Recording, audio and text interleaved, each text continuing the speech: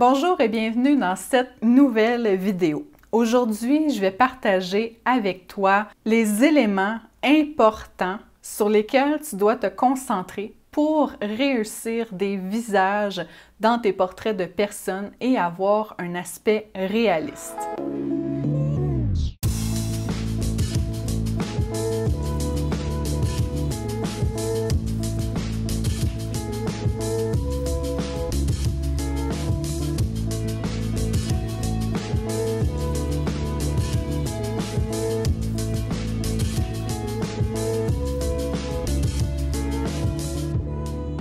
Les images de la vidéo d'aujourd'hui proviennent du cours de peinture en ligne dans lequel on peint le regard d'un sympathique Thaïlandais. Donc, si tu souhaites te procurer le cours complet pour voir en détail comment est-ce qu'on procède pour réaliser ce projet, je te mets le lien dans la description. Lorsqu'on peint un visage, on va principalement se concentrer sur les yeux, le nez, la bouche, mais aussi, il ne faut pas oublier de bien observer les ombres et lumières parce que c'est ça qui va venir donner le volume et les formes qui vont donner l'effet réaliste à notre sujet. Ici, on a un cours de niveau avancé, on va se le dire, parce qu'il y a beaucoup de détails dans la peau de notre sujet. Des détails qui sont importants pour lui donner la bonne expression pour qu'il se ressemble bien. Lorsque tu peins un portrait, en temps normal, en majorité du temps, tu vas te servir d'une photo de référence. Donc, c'est bien important de prendre le temps de bien observer tous ces petits détails-là sur ta photo pour bien comprendre comment procéder rendu sur ta toile. Et c'est encore plus important de prendre le temps de faire ça si le portrait que tu peins, c'est pour une commande personnalisée. Tu veux absolument que ton client reconnaisse la personne qu'il t'a demandé de peindre. Donc, pour être capable de réussir un portrait aussi réaliste, il faut que tu saches repérer toutes ces petites choses-là sur ta photo et être capable de les reproduire également. Donc, dans la capsule d'aujourd'hui, on va se concentrer sur le regard. On parlera du nez et de la bouche dans une prochaine capsule, mais pour aujourd'hui, je ne veux pas t'étourdir avec trop d'informations, donc on va parler spécifiquement du regard. Sur notre sujet ici, le premier élément important, ça va être bien évidemment les yeux. Leur donner la bonne forme, mais également bien positionner la pupille et bien positionner le reflet de lumière. Ça, c'est très, très, très important. Il faut absolument que les yeux regardent au bon endroit et regardent dans la même direction.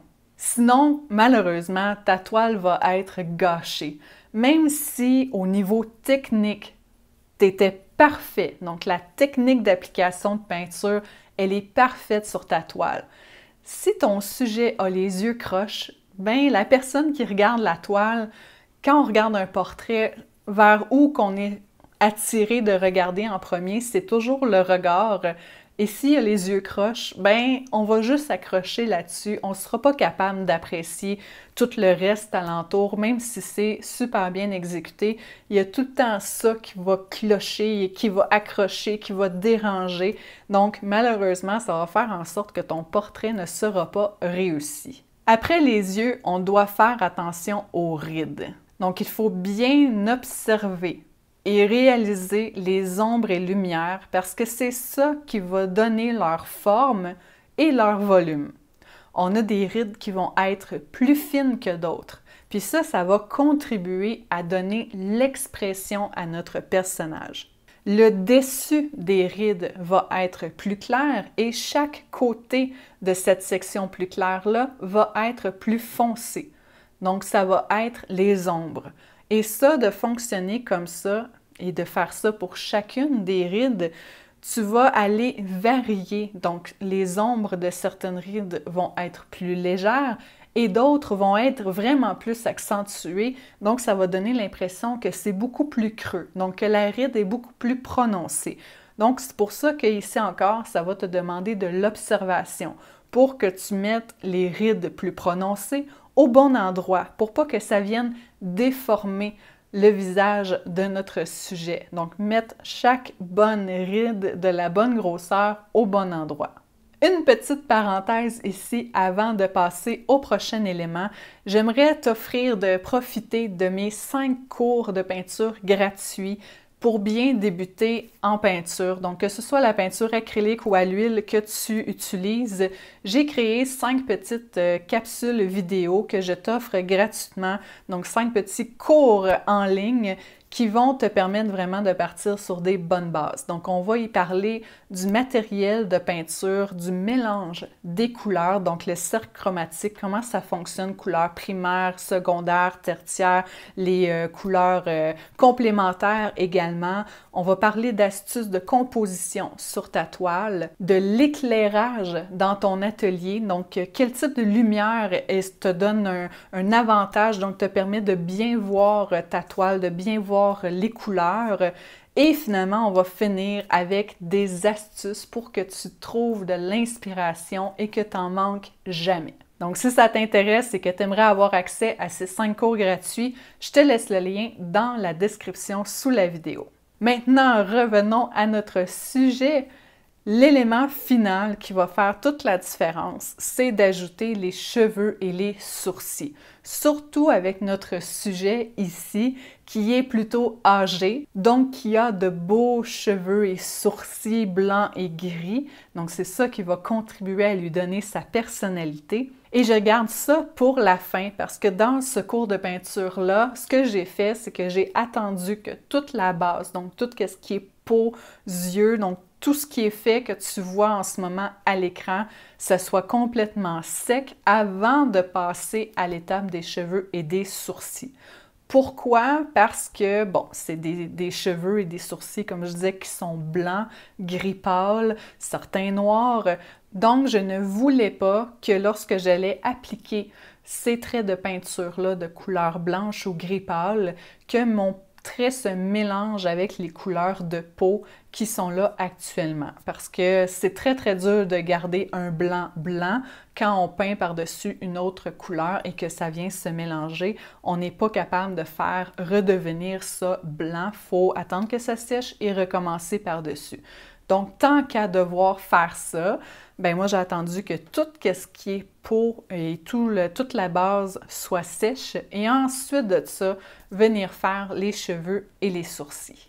Et une petite précision ici que je n'ai pas mentionné encore, ce cours de peinture-là au complet, c'est fait avec de la peinture à l'huile soluble à l'eau.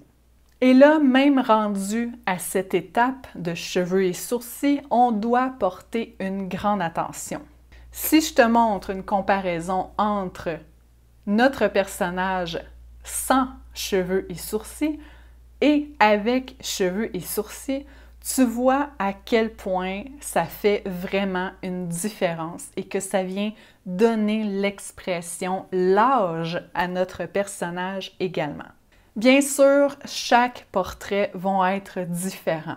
Tu vas avoir des couleurs de cheveux différents, des couleurs de yeux, des formes de yeux, des types de peau, des couleurs de peau. Donc, tout dépendant si tu peins un bébé ou une personne âgée, tu n'auras pas la même texture de peau. Tu vas avoir aussi des textures de cheveux différentes.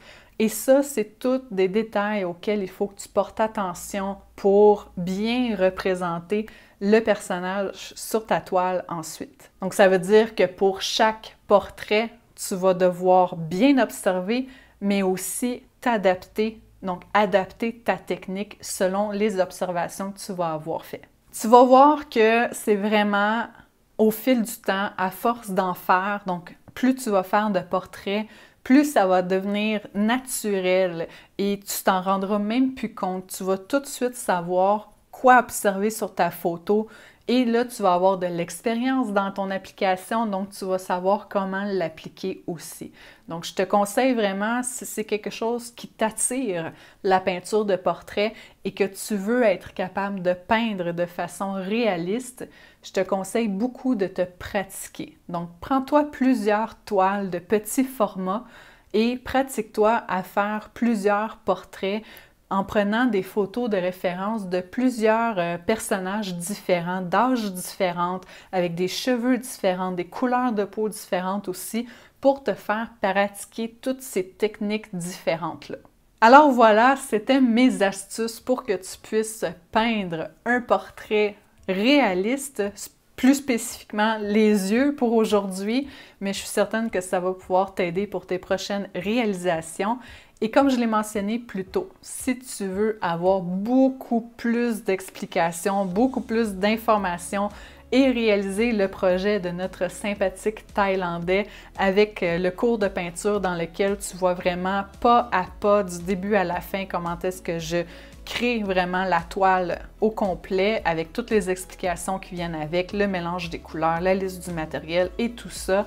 Tu peux te procurer le cours dans la boutique en ligne et je t'invite à utiliser le code PROMO15 pour avoir 15% de rabais sur ta commande. Alors, si tu as des questions sur cette capsule ou sur la peinture à l'huile en général, ça va me faire plaisir de t'y répondre. Tu as juste à me les laisser dans les commentaires. Je t'invite à laisser un petit pouce en l'air si tu as aimé ça et n'oublie pas de t'abonner à la chaîne si ce n'est pas déjà fait pour ne pas manquer les prochaines capsules. À bientôt!